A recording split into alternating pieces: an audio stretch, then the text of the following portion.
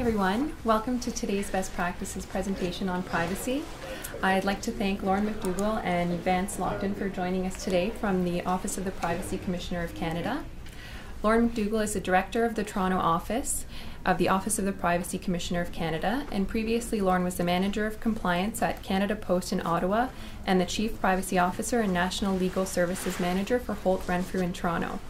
As an active member in the Privacy Committee and as a member of the Canadian Marketing Association's Privacy and Ethics Committee.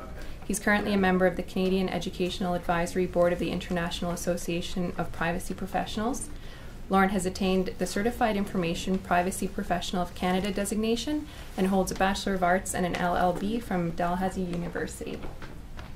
Vance Lockton is the Senior Regional Analyst for the Office of the Privacy Commissioner of Canada in the Toronto office. He holds the CIPPC designation as well as a Bachelor's of Math in Computer Science from the University of Waterloo, a Master's of Science in Computer Science from the University of British Columbia, and a Master's of Public Policy from Simon Fraser University.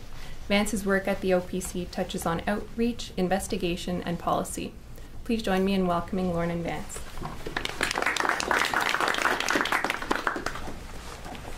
Bonjour, good afternoon. We're glad to be here today as part of the MaRS Best Practices series, and I don't have to reintroduce myself. I'm Lorne MacDougall, the Director of PIPEDA in the Toronto office, and of course with me, Vance Lockton.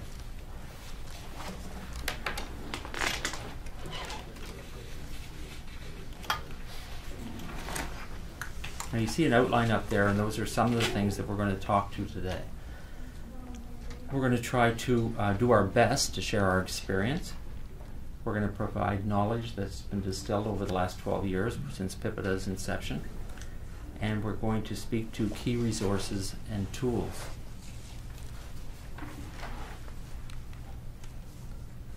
So why is privacy important? Well, you'll see underlined there, it's the law. Now that's the beginning, because it also is important because it creates trust in your organization. It improves or can improve an organization's reputation, and you'll notice on the slide it says could save costs in the long run, and I can tell you from my experience it will save costs in the long run. One slide forward. Pardon me? One slide forward. Thank you. And privacy is also a basic human right. So let's look at what privacy includes. The control over one's personal information. To be free from surveillance. The right to be left alone. The right to enjoy private space. And let's not forget, it's a core human right. I mentioned the law, PIPEDA. And it's called the Personal Information Protection and Electronic Documents Act. I was at a function the other day, or a speech being given by the Assistant Commissioner, and someone that was on the podium actually read the long form of the Act. And it twigged, and so I pulled it out, and I'm just going to read part of it to you, because it says an act to support and promote electronic commerce by protecting personal information that is collected, used, or disclosed. And I think it's particularly important that we emphasize the words support and promote.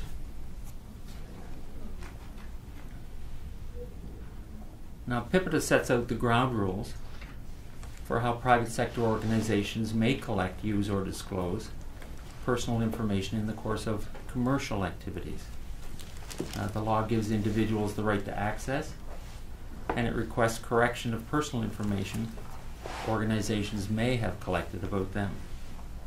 And the Act, and most of you are aware of this, applies to all businesses and organizations in Canada since January the 1st, 2004. So what is personal information? Personal information includes any factual or subjective information, recorded or not, about an identifiable individual. Some examples. Voice recording. Your name. Credit records. ethnic origin, social status, surveillance footage, and the list goes on. So when we think of personal information, it's much broader than most people would envisage.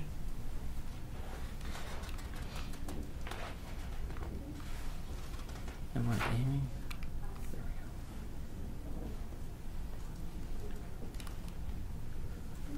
So let's talk about the consequences of not taking privacy seriously. Excuse me. There you go. First one, increased risk of a privacy breach. Increase in customer complaints. Negative media attention. You probably all have heard of the Winners TJX breach of some time ago. The loss of reputation and trust. Potential high cost to resolve a breach. And of course there can be an unnecessarily large increase in day-to-day operational expenses that can happen as a result of a breach. And I also want to point out another consequence of not taking privacy seriously, and that's the possibility of finding your organization subject to an audit. And I'm going to refer you to the Staples Business Depot audit report of 2011. It was undertaken by our office under Section 18 of PIPEDA. And there's a wealth of information in that report. It's well worth the reading, and it speaks to accountability, and it speaks to best practices, and it speaks to areas that can result in negative media attention and also a loss of reputation and trust.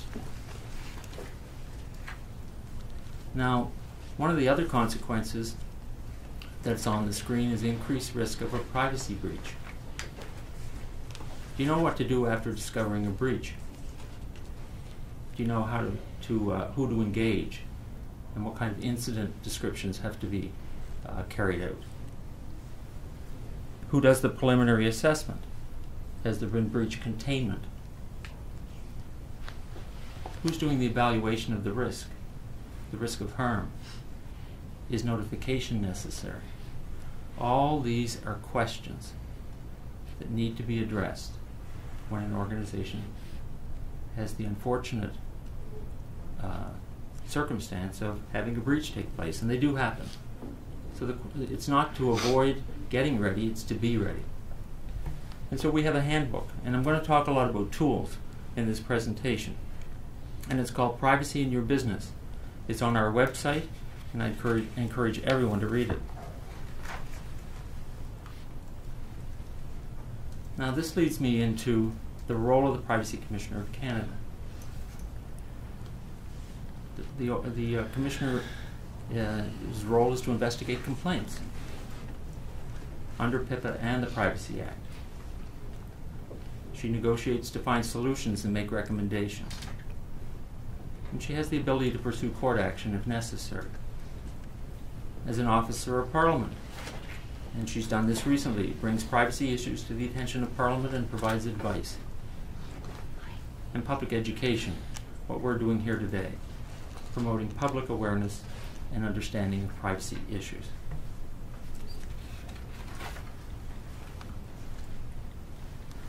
Now, what a map, what a country, huh? And you'll see it's covered in blue, and you'll see the breadth of which PIPEDA covers the whole country, with 3 exceptions: BC, Alberta, and Quebec, where substantially similar legislation has been put in place.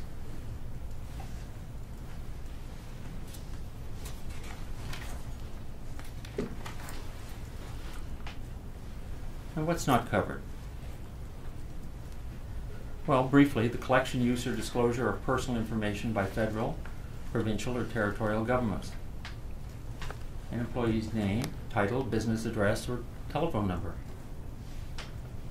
An individual's collection, use, or disclosure of personal information strictly for personal purposes. And an organization's collection, use, or disclosure of personal information solely for journalistic, artistic, or literary purposes.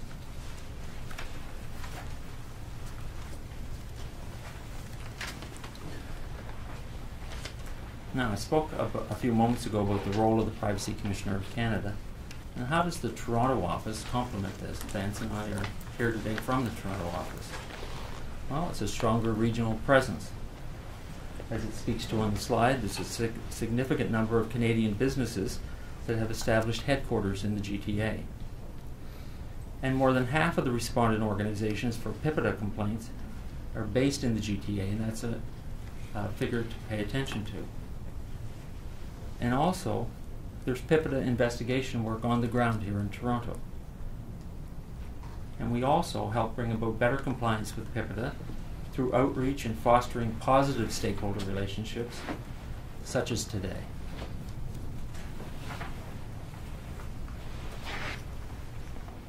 Picture of the Commissioner, Jennifer Stoddard. And I won't read her whole quote. You can read it yourselves from the presentation. I will quote this: "Good privacy compliance doesn't have to be expensive or time-consuming. It's extremely important to businesses in the economy that we are in today." And this will be illustrated when the privacy tool for small business is spoken to later in my presentation, or in our presentation. A good mantra: good privacy is good for business. So when you strip away the details, you see that a lot of privacy is about respect for your customers. Privacy is not about preventing organizations from using data. Instead, it's about telling a customer what he or she needs to know about how and why you are collecting, using, and disclosing data, and letting them decide whether they're okay with that. In short, respecting their choices. And frankly, what happens when you don't think a business respects you? You leave.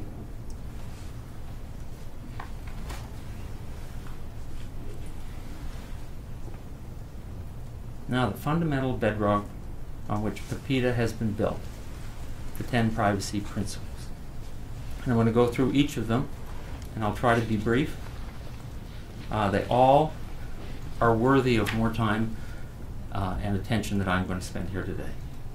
The first one is accountability. Be accountable. Designate a privacy representative. Develop privacy policies and procedures. Inform and train staff on privacy policies and procedures. Ongoing training is extremely important. Organizations don't pay enough attention to this. Disseminate information to the public. And take responsibility for third-party transfers. Number 2, identify the purpose. Identify the reasons for collecting personal information before or at the time of collection. How will it be used? Document why the information is collected. Inform the individual why it is needed. And identify any new purpose for the information and obtain the individual's consent before using it. Number 3, obtain consent. Communicate clearly. Record consent. And ensure employees collecting personal information are able to answer individuals' questions. Questions like, where can I read your privacy policy? Who is your privacy officer? Number 4, limit collection. Limit the amount and type of information gathered to what is necessary.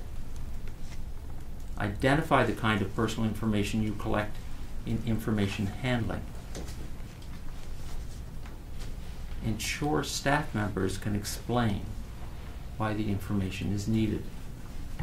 Use the reasonable person test. And you know, when I go back to staff members explaining why the information is needed, how many stores or retail or other businesses have I gone into and they can't give me a good answer. They can't give me an answer that would be reasonable. They don't have even an awareness of privacy. They don't need to know the detailed sections of PIPEDA They do need to know who their privacy officer is, where their privacy policy can be located, and get someone who can answer questions appropriately to them. Number 5, limit use, disclosure, and retention. Use or disclose personal information only for the purpose for which it was collected. Keep personal information only as long as necessary. Retention policies are very important. They should be developed so that information is only kept as long as it's necessary. Some organizations, especially marketing departments, like to keep information forever. I know that from my past roles. You need to have it in writing. Everyone needs to understand it and abide by it. Put guidelines and procedures in place for retaining and destroying personal information, and destroy, erase, or render anonymous information that is no longer required. Number 6, be accurate. Keep personal information as accurate, complete, and up-to-date as necessary. Update personal information only when necessary to fulfill the specified purposes. And assess the importance of accuracy, completeness, and currency, particularly where information is used on an ongoing basis or is routinely disclosed to third parties. And a phrase, and it's not the most polite, but it certainly is one that comes to mind for me, is garbage in, garbage out. When you're collecting personal information, get it right. Take the time. Train your staff. Understand that that customer's information is important to them, and when you're asking for it, you need to pay attention to take it down accurately. Number 7, use appropriate safeguards. Put into place a security policy. Regularly review security measures. Consider the following when selecting appropriate safeguards. Sensitivity of the information. That's a very important point. Some personal information is not that sensitive, but there is personal information that is very sensitive. Your organization should pay attention to the sensitivity of the information it's collecting. Also the amount of information. You really need to collect what you're asking for. The extent of distribution. The question I used to ask is, why do they need access? Why do they need to have this information? Is it necessary? And the format of the information, as well as the type of storage. Now, an example, I'm going to ask you a question. How many of you use USB keys at work? Okay. And how many of you use password protected and encrypted USB keys at work? Okay. Well, it's good to see a few of you do. I'd like to see a few more of you. Because you see, when we go to work in the daytime and we're dealing with personal information and we're carrying it about, and if it gets misplaced or lost or stolen and it's been password protected and encrypted, it's safer for you're paying attention, you're showing respect for the information, you're certainly lightening your load and you're lightening the load of your organization, and you're going to minimize the potential for a complaint and investigation by our office. Something simple that people don't pay attention to are files and filing cabinets being locked at the end of the business day. Clean desk policy. You walk around your office and take a look. See how much information you come across. And the interesting thing is I talk about personal information because that's my venue, PIPEDA. But I used to see how it benefited different areas of the business by what we did in the area of privacy. Because you see, there's lots of confidential information and proprietary business information.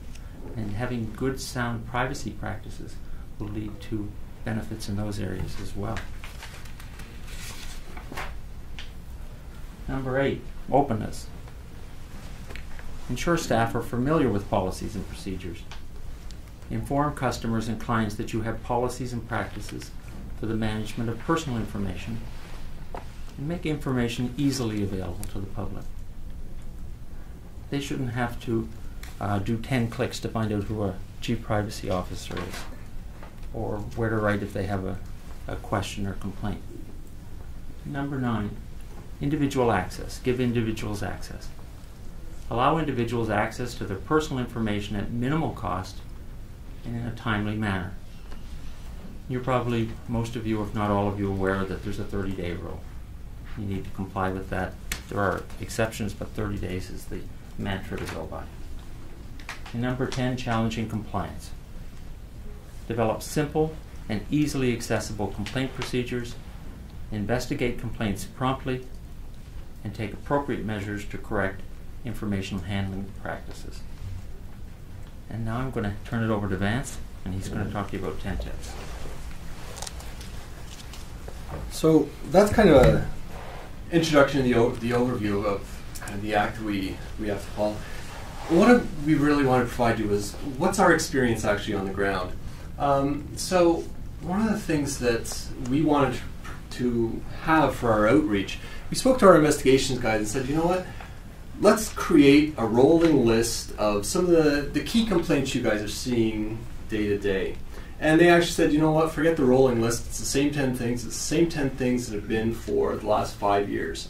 So as much as some of these may seem simple, we've been seeing people get these wrong for the last 5 to 10 years. So I just kind of want to walk you through what we're actually looking at here. So we talk about posting contact information for your privacy officer on your website. This is possibly the single simplest thing you can do to avoid a complaint to our office. And as a business owner, it provides a great benefit to you in that you get to control the message now. If somebody has a question about your privacy practices, just simply having a contact information, it doesn't even have to be the person's name. As long as it's an email address, a telephone number, ideally all three, email address, telephone number, and a physical address, so that people can contact you however they're most comfortable, and a responsive person at the other end of that contact information. Like I said, that's really going to take away a lot of the complaints that we see, and it's simply going to help you guys out.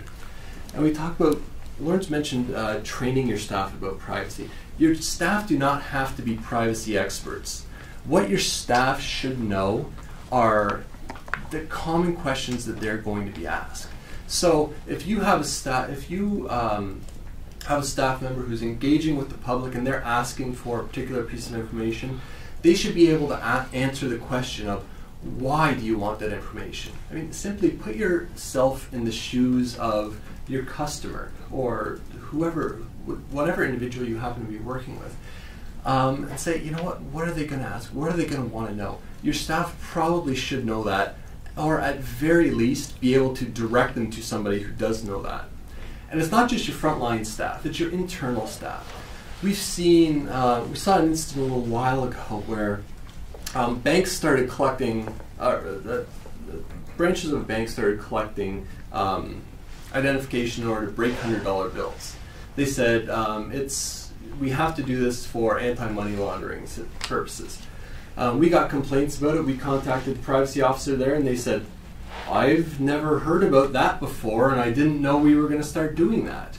So having your internal staff know when to raise a privacy question is just as important as having your external staff be able to answer or speak to the public. And when we say take responsibility for employee actions, this might kind of scare some people, but what we actually mean by this is that simply having good policies isn't enough. We want to see policies that, part of what I do is I am an investigator, and part of what I would want to see for a complaint is not just that you have a good internal policies. I want to see that they're communicated to your staff, and I want to see that there's some kind of enforcement mechanism. Just saying, you know what guys, don't go into that server room and steal my servers is probably not going to be enough if you don't put a lock on the door. I mean, really, we're getting into things as simple as that. Frankly, limiting collection of personal information, it's one of the major principles, and that's just understanding what information do you actually need. I mean, the classic examples we have are SINs and driver's licenses. A social insurance number, in most cases, there's an asterisk among every single one of these. There's extra details that you need to know. But in general, your social insurance number, if you're collecting it, it should be optional. You do not need a social insurance number to run a credit check on somebody. It needs to be an optional piece of information. The same as driver's licenses. If you need to verify somebody's identity, a driver's license is probably a good way to do it, but you know what? What are you looking for on that driver's license? You might be you're looking for the photo, name. It might be useful to you to record the address. Do you need the driver's license number? Probably not. And the driver's license number happens to be particularly sensitive because in Ontario, at least, your driver's license number never changes from the time you get your license to the time you are no longer driving. So if that information gets compromised, it stays compromised. And that's kind of one of the things you have to think about is look at the sensitivity of the information that you're going to be collecting. This one, again, we should be getting into a point of people are going to kind of say, well, some of these things are obvious. I don't know why it says that. Oh, it's different from my notes. Whatever. We talk about being upfront. That shouldn't say that. What should it say? It says what it says. That got reordered. Number 8 is the next one.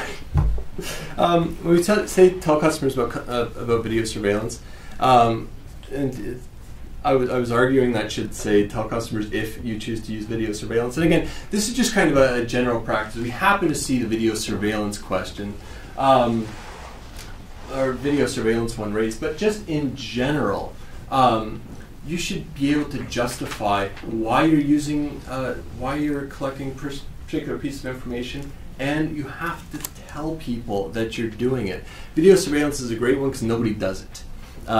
It's unfortunate, but quite frankly, according to our video surveillance guidelines, you have to have, if you're using video surveillance, there has to be a sign at the front, on front of your door telling people before they engage with your business that why you're collecting this and how to contact somebody if something goes wrong. As I said, you don't see those signs much, but technically that is what you're required to do. Protecting personal information, again, this is something that we should be sitting here saying this goes without saying. And we understand protecting personal information, that is, that's about the effort. That's not about the result. We want to see that you have the means in place to protect personal information. We're not saying every breach is a violation of PIPEDA.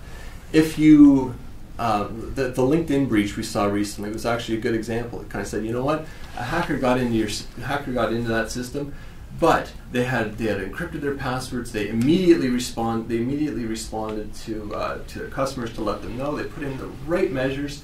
We kind of said, you know what, great, that's fine. That's all we wanted to see. It's not about saying you can never be breached or you'll have an issue with PIPEDA. That's not practical. We want to see that you've taken the appropriate steps to at least attempt to protect information. And responding to access requests, I would say this at one point in the list was actually number 1, because this is just something people don't do. Frankly, people have the right to access any personal information you have about them, so if they ask for it, respond to them. And I mean, frankly, I don't have anything else to say. It's just respond to them.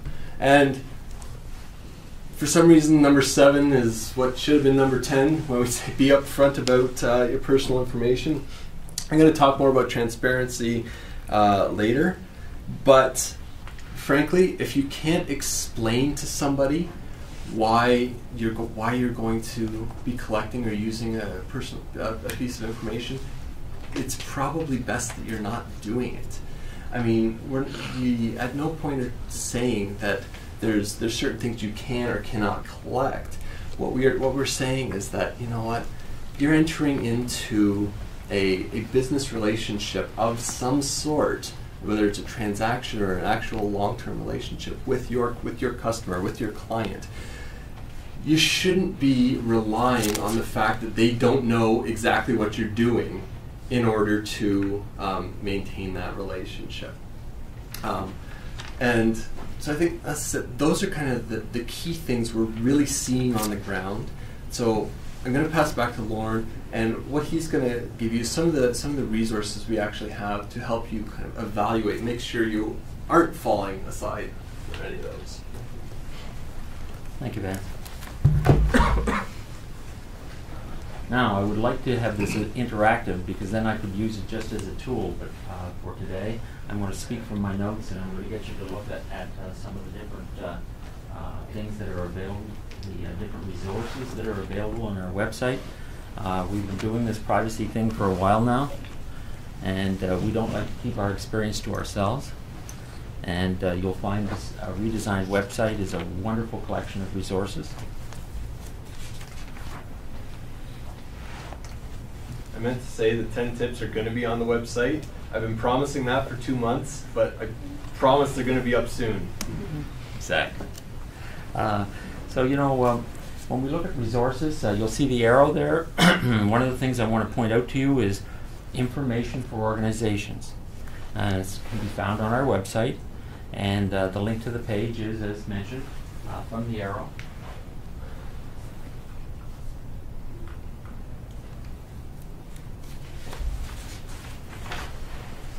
And if you're looking for a collection of resources, this is a great place to start. There's sections that include how you ensure that you respect your customers' privacy, how to deal with privacy breaches. We talked a bit about that. How PIPEDA applies to personal data across borders. And of note, for me, is the privacy plan called the Privacy Tool for Small Businesses. Very important and useful resource. So let's assume we've done our jobs, and we're excited about bringing privacy into your business. So where do you start? Where does a business start that's not so far along the road? Well, this is a resource that I consider to be entirely underused, given its value. It allows your organization to build a privacy plan.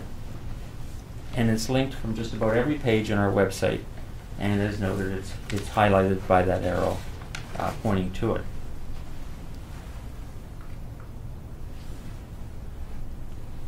Now, the privacy plan takes about all of 30 minutes to complete.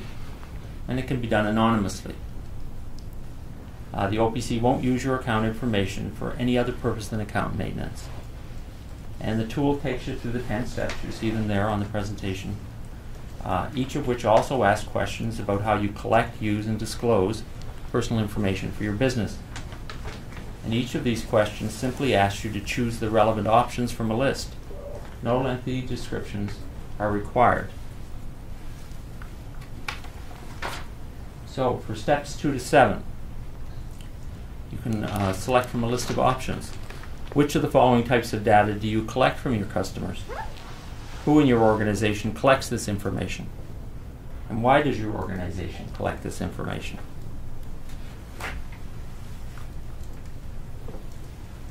You can also select from a list of options as you go through this plan.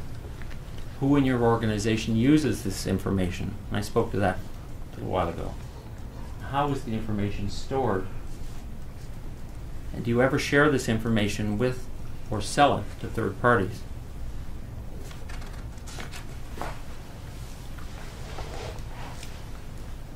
And so what does this process generate? An information audit of your business. Consent provisions required specifically for your business.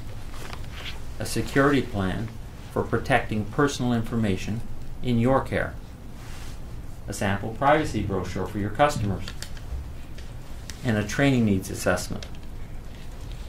It's a great way to identify gaps.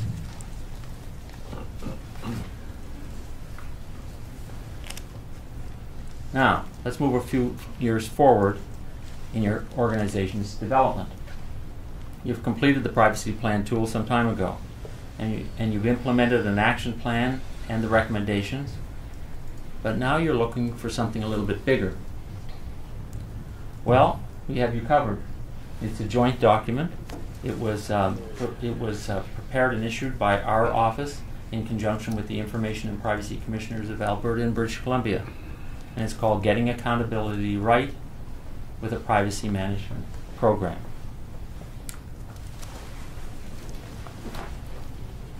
Now, without getting too legalistic, what do we mean by accountability? Well, the principle is set out there. An organization is responsible for personal information under its control and shall designate an individual or individuals who are accountable for the organization's compliance with the following principles. So if you speak to almost any organization, they'll say they're accountable. Our challenge is getting organizations to show accountability. An accountable organization has employees who are aware of and understand the privacy measures that have been put in place. Customers, partners, and service providers that are also made aware of and confident in these measures and the ability to demonstrate its privacy management program. So they're building blocks. Culture of privacy. We could speak all day about that. It's a wonderful and interesting and engaging discussion that could take place because it's not just about putting the basics in place, it's about building a culture of privacy so that everyone gets it in the organization. Program controls and ongoing assessment and review. And when I talk about controls, I'm talking about personal information inventory. You can't protect it unless you know you have it. Data protection measures, risk assessment, training and education, breach response and incident management, and another important area, contracts for outsourced services. There could be more attention paid to this area. It's very, very important. And last, you should be able to demonstrate compliance to regulators, that's us, to customers, clients, and employees, though, as has been stressed throughout, not all stakeholders need the same level of detail.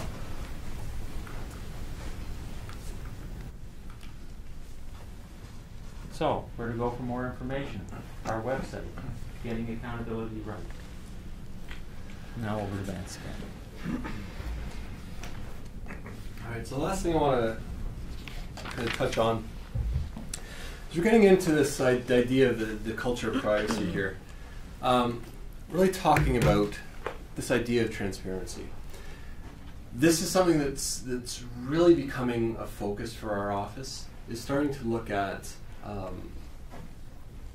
are you actually obtaining meaningful consent from for the collection, use, and disclosure of personal information from individuals by giving them the information that they need. And that falls into really two categories. It's what you do. This is principle 4, or this is principle 8. We talk about organizations make ready to individuals specific information about its policies and practices. And then you also need to explain to them why you do it.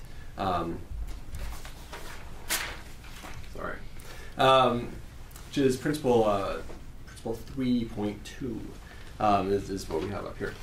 And I would say an awful lot of organizations are good at one or the other of these. I think everybody's probably seen a website that kind of says, you know what, we collect X information in order to provide you the best possible product experience. I say, okay, well, I understand why you're doing it, but I don't understand what you're doing with this information or what information you're collecting. thing is, frankly, if you download an app off pretty much any app store, really, we used to see things like, this app wants permission to use your location. Accept, do not accept. We kind of say, great, wouldn't you love to know why? So we're kind of saying, you know what, is that really transparent? You know what, it probably isn't. And quite frankly, I would say one of the best notifications I can remember ever seeing, is again through an app. I think it was, I'm pretty sure it was Smithsonian Magazine. If they're going to sound good if it wasn't them. But as I was starting a subscription with them, a little message box popped up, and it said approximately, Smithsonian would like to access your address and demographic information in order to send you marketing materials. In exchange for this, we will extend your subscription by 1 month at no charge. So, you know what? Right there, I feel like I know exactly what information you want, I know exactly why you're using that information, and I know what I'm getting in exchange for that information. So I fully understand that transaction. And you know what comes away from that? First of all, I readily agreed to it, and second of all, I'm sitting here telling you this story about Smithsonian Magazine. I'll say it again. So customers, I would say, they're looking for that, and they talk about things like this. This isn't something that people just kind of pass by. It's actually such a rare experience, to be quite frank, that people will remember when they have a good experience with you. Now, I understand there are challenges to transparency. People are so accustomed to using privacy policies right now.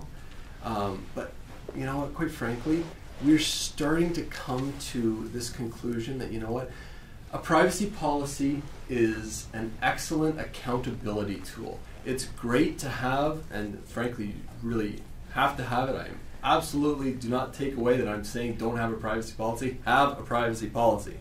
Because regulators or privacy advocates or people who want detailed information about your practices really should be able to refer to that. But for the average person, the average privacy policy right now is about 2,514 words. For the average reader, that's about 10 minutes of reading time, give or take, if you're lucky. Quite frankly, if you just want to know, I'm filling in this form. What are you going to do with that information? Do I want to spend 10 minutes reading to try to figure out what you're going to do with that information? Would it not be easier to have 2 bullet points at the bottom of that form kind of saying, this is what we're going to do with it, and even better, this is what we're not going to do with the information?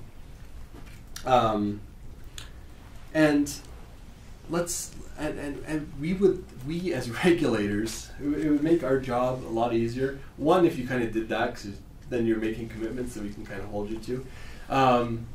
But also, if we can start moving away from a legalistic interpretation of some of these privacy policies.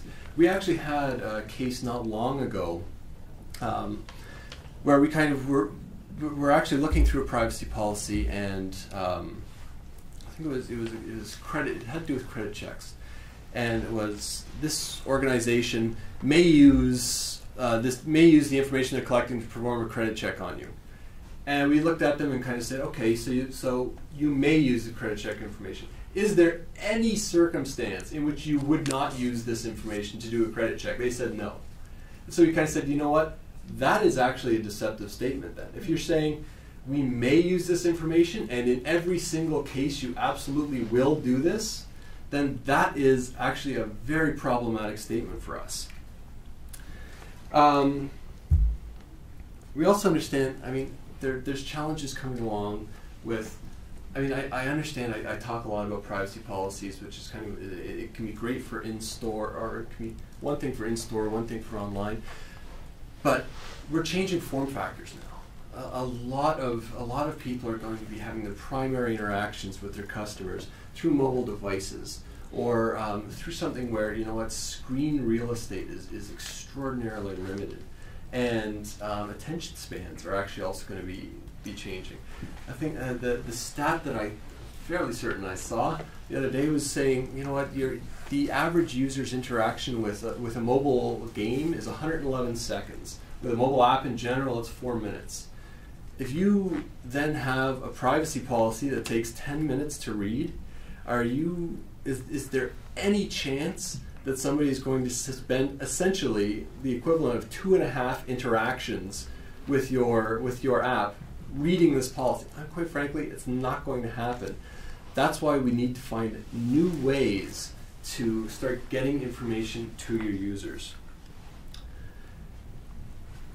And as I was saying, this is becoming an expectation of our office. The idea of just-in-time notifications or just-in-time notifications or summary information or just information that is better presented so that the individual at the point of decision making knows what they're getting into. That's the kind of expectation we're starting to see.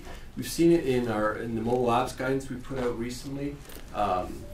We've seen it. We had a web leakage study that's kind of just finishing up, and one of the things we're finding in that was, you know what? There are some organizations where, you know what, the leakage that happened probably actually wasn't that big a deal, but we had no way to know that until we actually wrote a letter to them and got their response to us. So again, this is the kind of problem we're running into. I'll tell you one of the things from that study was actually people pointing to us saying, yeah, look, this is actually covered in our privacy policy. And I kind of looked at it and said, you know what? That is word 3,000 of a 5,000 word privacy policy. No, that's just not a reasonable expectation anymore. But frankly, it's not just us. Users and individuals just in general are starting to come to terms with their privacy. They're starting to understand there's something at stake here. And they're really starting to expect that you engage with them at the right level. So our own personal study, which, I mean, it was commissioned by us, so you can believe it or not, it's up to you. We're saying 2/3 of people reported they were very concerned about their privacy. 71% said they were said protecting personal information will be among Canada's most important issues for the next decade. That's up from 62% 2 years ago.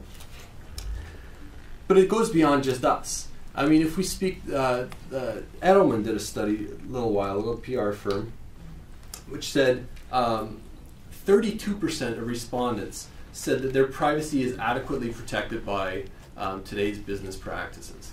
And 85% of businesses, 85% of people said businesses need to take data security more seriously. So you know what? That raises quite the opportunity, I would say. If we're sitting here saying 5 out of 6 people feel that businesses have to start taking data security more seriously, what a great opportunity for you to sit there and kind of say, we do, and here's as soon as you come to our site, or as soon as you come to our business, or as soon as you talk to me, however you're getting out to people, if you can right away tell them just at the end of your pitch, and this is how we can show that we're respecting your information, I would argue that's quite the opportunity for your business.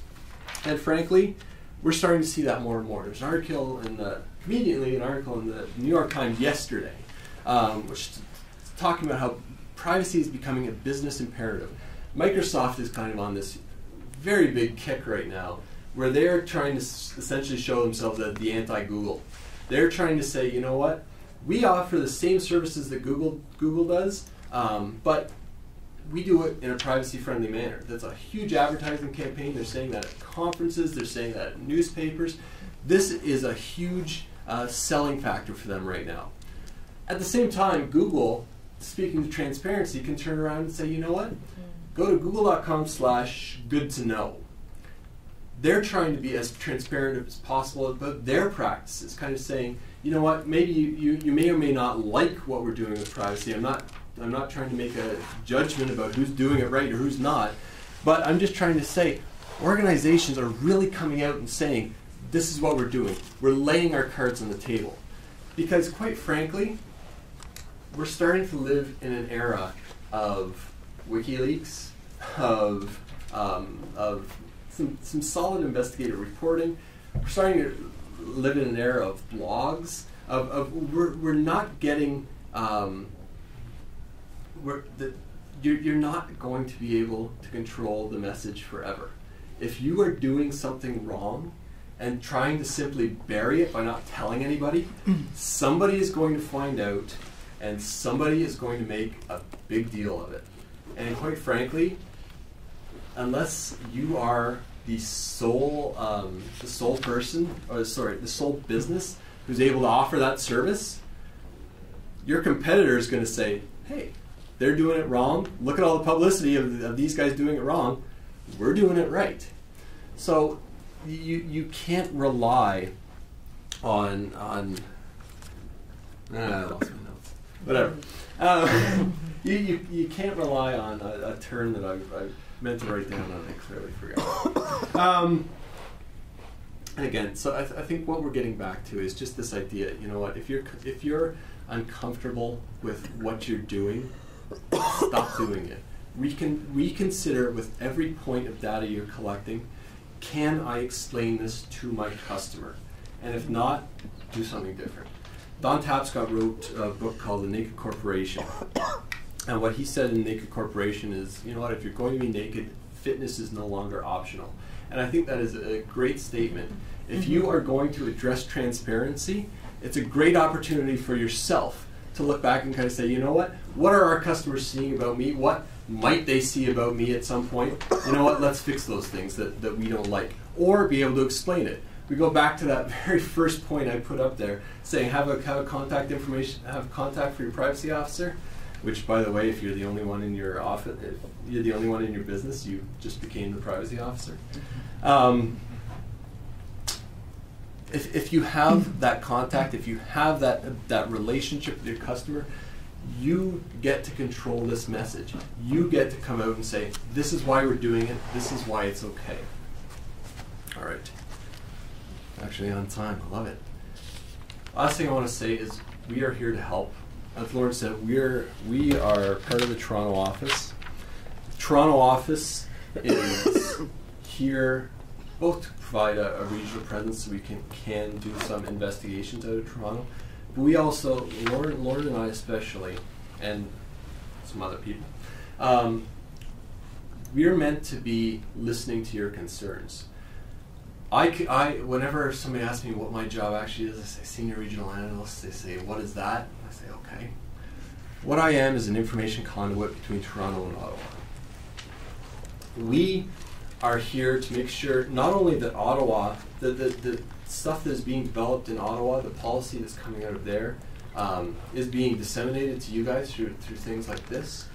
We also want to be able to hear your concerns. We want to know what issues are you facing, and what do we need to be telling you in order to make sure you're doing this privacy thing right. Because I mean, frankly, we don't really like doing investigations. Investigations are a necessary part of what we do. So you know what? If you do have concerns, call us, email us. I've got cards somewhere. Get in contact. Get in contact with us. We're happy to talk to you guys. So we want the information we're putting out there to be always timely and relevant. And with that, we'll throw it open to questions.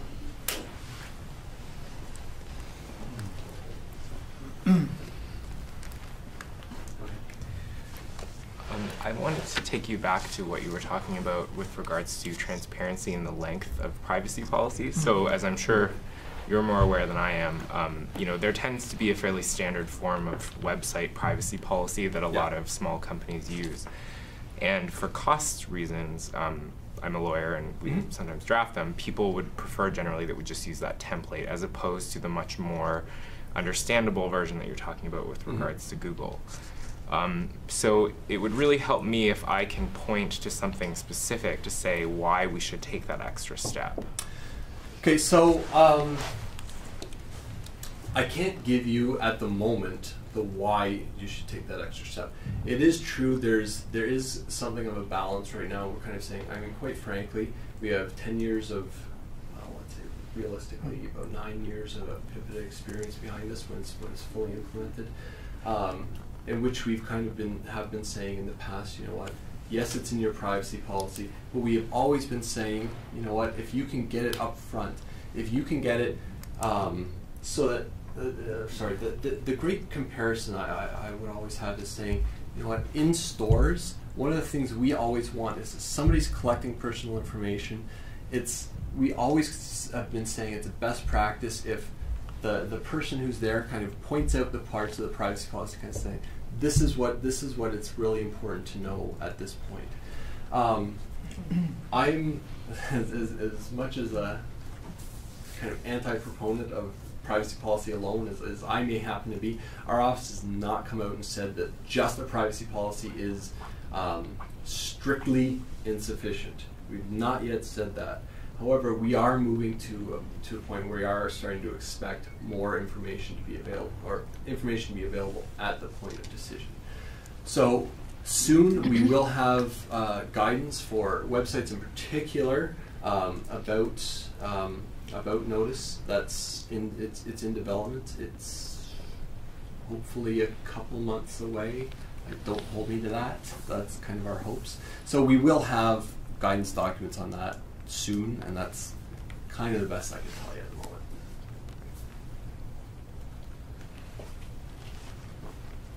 Do you anticipate that in the future there'll be more of a consequence behind this type of thing from the government? Is the legislation going to eventually change to fines and that sort of thing? Because I understand the requirement for this, and privacy is very important to me in my business, but a lot of customers of ours, for example, we provide consulting services around this sort of thing, say, well, it's not costing me any money if I don't do it. There's a chance that I could be shamed in the media maybe if the customer gets upset, but really I collect this information to operate my business. Maybe it's the product of my business is actually collecting this information, like location services in an app, and if it doesn't cost me anything, why would I spend any money or resource time to do anything about it?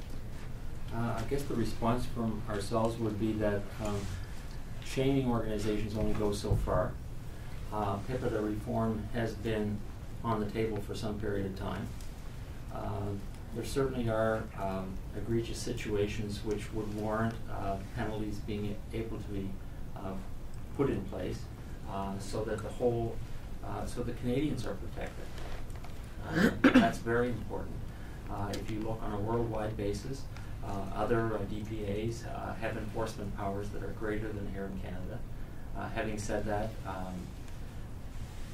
I really can't comment on our position at this point in terms of, and going forward, what Parliament will decide to do.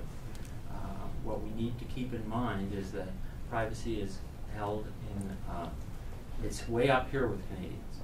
And we need to understand that there may be a point in time when penalties and stronger enforcement powers are warranted because they are going to do that. They are going to bring that level of protection up to where we need it today. I'm going to return to the previous question because I've been thinking about it. And almost I feel it addresses this slightly too. First of all, our commissioner has spoken in favor of enforcement powers, but again, we can't grant those on ourselves. We wait for Parliament. Turning to but as well with the previous question, I'm sorry, I'm breaking this question, this answer up. One of the things I'll say with the privacy policy thing, when we're talking about expectations, one of the things when we talk about consent, meaningful consent, is it does take into account the reasonable expectations of the individual. So the one thing I would say as far as expectations go, like the standard form privacy policy is one thing. If you are doing standard practices, if there's something out there like location services, you know what? If you're engaging with an organization, it's clear they're collecting location. You know what? We're not going to hammer you for doing exactly what's expected. What we're really looking at is if there's any exceptional circumstance, if there's any exceptional stuff that people wouldn't rationally expect, or sorry, reasonably, not rationally, wouldn't reasonably expect that those are the kind of things we really want brought to their attention. I don't promise I won't do that. Re-answer questions anymore. There was a question over here. Go ahead. I'm just wondering if you have any data or just personal opinions, because it seems like every time we see the media, there's another privacy breach in Ontario or in Canada. How do we compare to like the US or Europe as far as people getting it, that we have to protect our personal data? I think that flows from the question the gentleman over here asked, and that's in terms about enforcement power. Yeah. And to the point, when organizations don't pay attention because when they look at a risk assessment, they say, what's going to happen to me if I don't comply? And instead of looking at, from a business perspective of how is this a value add to the business, and I think that can get lost. And from a Canadian perspective, we've been very successful, and we really, it's attributable to the present commissioner and the assistant commissioner in terms of the roles that they played in promoting privacy within the business community to make them understand that there is this value add. I harken back to the days in my role at CPO. And when you talk about privacy policy, I can remember over Christmas 2004 not taking vacation so that I could draft a privacy policy, run it by the lawyers to ensure that we were on side, and have it ready for January 1st so that we could hand it out to our customers. Now, we've come a long way since then. Having said that, is that privacy is this wonderful, evolving thing that we've experienced as Canadians, and those of us that are privileged to work in the privacy arena, to see how it's grown and changed. And I think we need to be open-minded enough to understand that we need to continue to evolve and grow. And that may mean changes, and that may mean things that don't appeal to the business community at this point in time because they're worried about what could happen. And yet, on the other hand, change can be good. Change can be good. And to put all that on to that is there's a bit of an irony to some of these media stories as far as your question goes, because the more breaches that get reported and the more breaches that get identified, it will frequently mean that more people are getting it. They understand that there actually is an importance to, when you're breached, contact us, let us know, and let your customers know. Again, they may or may not be able to control the story in the way you hope, but frankly, we're saying sometimes this isn't always true, but sometimes an increased number of breaches doesn't actually mean that people are doing things worse. It will sometimes actually just mean people are more aware that this is really an important issue. I just want to add on to that. I had an experience of, it was mentioned in the bio that I had gone to Canada Post. We talk about breaches. I walked in the door, and the first thing that was presented to me was a significant privacy breach by a third-party supplier. And there were many jurisdictional issues because the commissioner from Ontario was involved because it involved health information.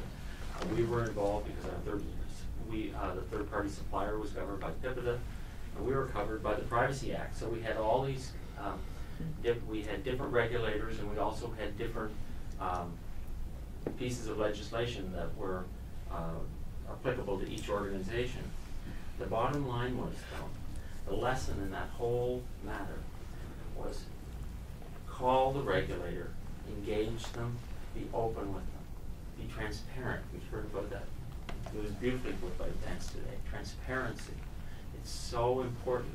And at the end of the day, if you were to read the order that the Privacy Commissioner of Ontario wrote, it was about what some parties did not do and other parties did so well. It was a very interesting, engaging, and wonderful experience to be part of an organization that actually did the right thing.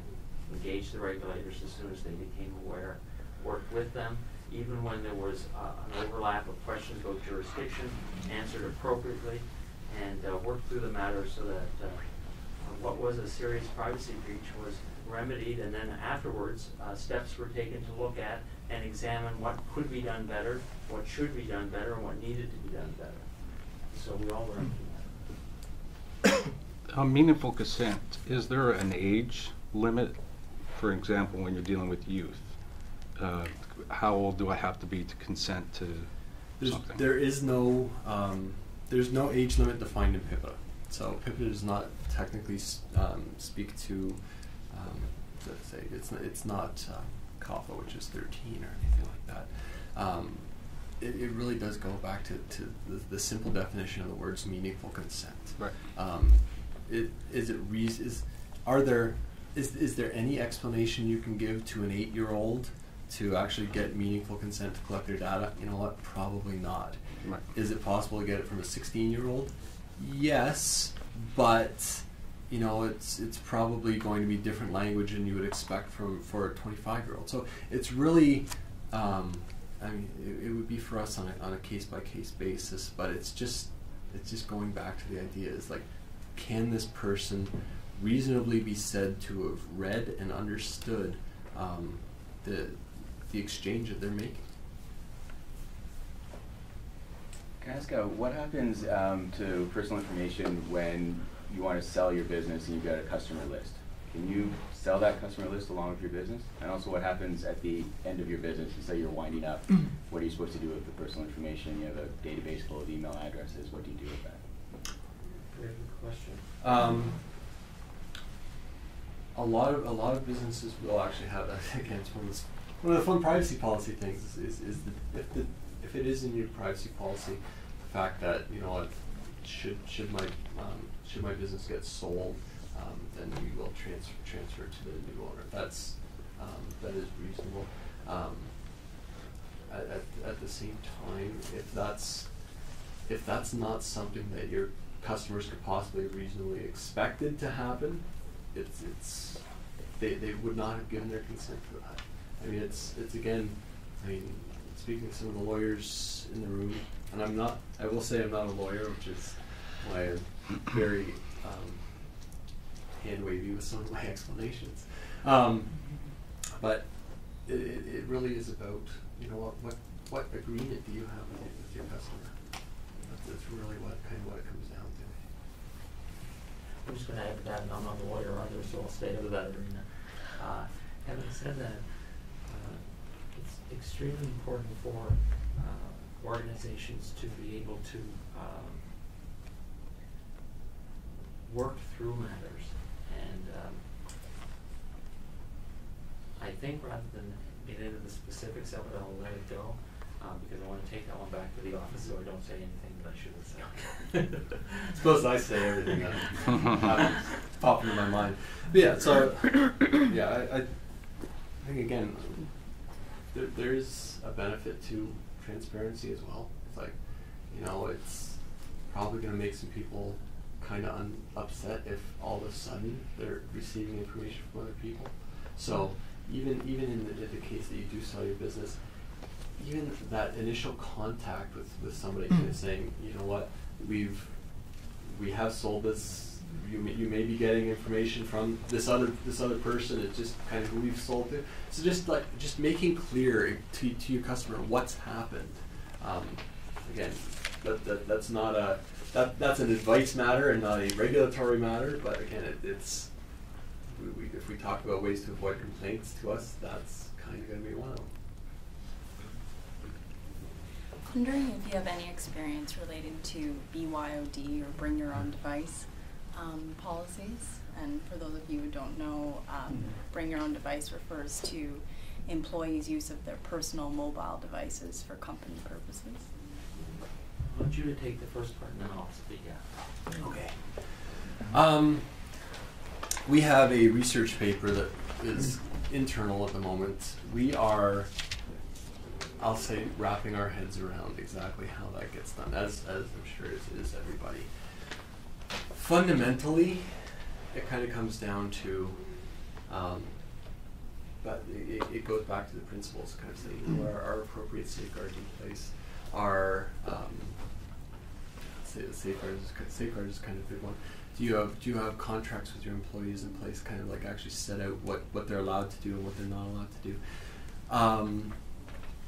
Yeah, we haven't. It's not something that we've had to face as a regulator yet, although it's clearly something that's coming. I'll add just practical experience. When I worked in retail, in the CPO role, we had a matter that, we had first the use of the mobile phone, BlackBerries, that we were actually giving to certain associates who reached a certain sales level. But the difficult thing was that we knew that there were other associates who wanted to bring their phones into the store and record and take personal information to stay in touch with customers. It was a very difficult balance because we're trying to drive the business, and yet we understand the parameters of PIPEDA. We did understand the parameters of PIPEDA. And so we devised policies and procedures to cover that. We made a decision that whether it was good for business or not, that we needed to restrict access to the phones to those employees that reached that certain level, and that other employees were not supposed to use and take information in that manner. Now, moving on from that to laptops, we had employees who, unbeknownst to us, took personal information. One in particular, I can think of a case, and the way that we were able to handle it was we had an annual code of conduct that we had our employees sign, and in that were privacy provisions, so that even when they left the company, we had that detailed and documented, that information was not to go with them. And in one particular case, we had an associate who left the company, who decided to go into the financial industry, and who was inviting pretty high-end clients to come to this wine and cheese. So that was brought to our attention when 3 or 4 letters came and were brought to our attention by our customers. We were accountable.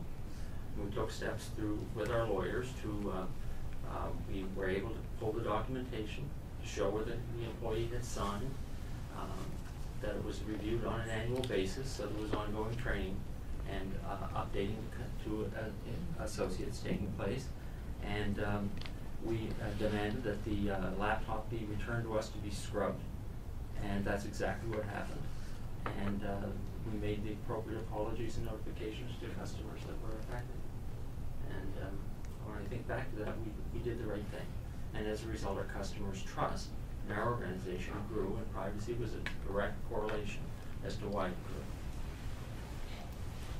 Just to follow up to that question, so I want to prevent data loss and I want to prevent a privacy breach, so I may put technologies in place to monitor my employees' usage of company assets, not personal assets. Are there any requirements or limitations as to how much I can monitor? What if they access a personal email on my corporate machine? Is it fair game to monitor, according to the Privacy Commissioner, to monitor all of that with corporate tools to prevent data loss of my corporate information? Or is that not regulated at this time? I'll go first on that one, and I'll let you go. I come back to the reasonable person test. You use that in the organization. Is it reasonable to monitor? How much are you monitoring? You can put in. The lawyers can write down that don't expect no expectation of privacy. I think our office and our commissioner has been clear that that's not the rule. So I come back to the reasonable person test. And as far as we're concerned, as far as the legislation is concerned, employee and personal information is only covered by PIPEDA if it's within a federal work undertaking or business, which is generally airlines, railroads, for the federally regulated businesses, which I'm assuming there's probably none of them in here. So, yeah, strictly speaking, in Ontario, there is no regulation for employee privacy. That said, there's best practices versus regulation.